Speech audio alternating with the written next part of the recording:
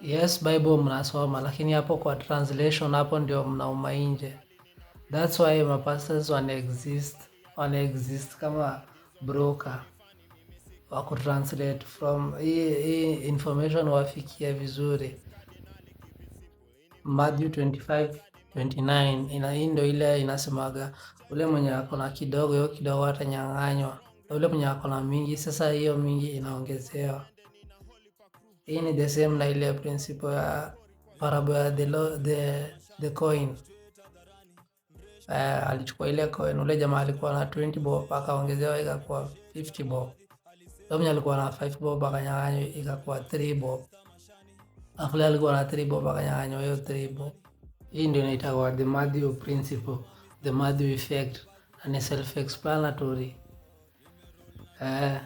Ina explain abundance.